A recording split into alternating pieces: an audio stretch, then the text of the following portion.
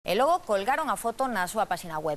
Pero a iniciativa dunha asociación cultural de Cambados rematou de forma bruta cando os administradores americanos da páxina a pecharon ao considerar que vulnera os seus principios.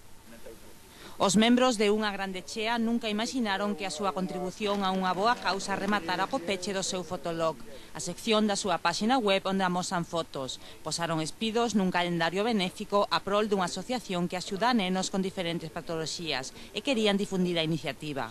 Para a nosa sorpresa, cando imos a abrir o fotolog, encontrámonos unha inscripción que pon fotolog pechado polos administradores.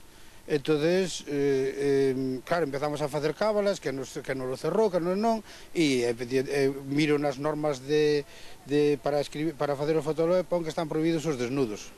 Todos entenden que entre as condicións da empresa administradora, que é norteamericana, figura non presenza de espidos, pero din que non se trata dun espido calquera.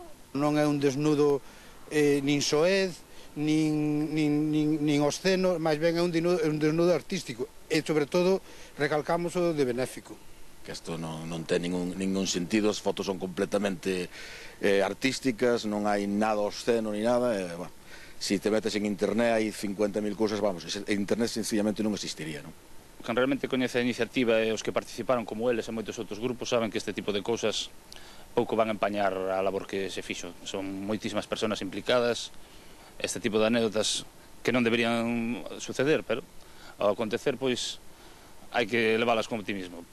Os membros da asociación xa enviaron un correo á empresa explicando o sucedido, pero non obtiveron resposta. Agora traballan xa na elaboración doutro fotolog, aínda que para evitar problemas nesta ocasión non haberá espidos.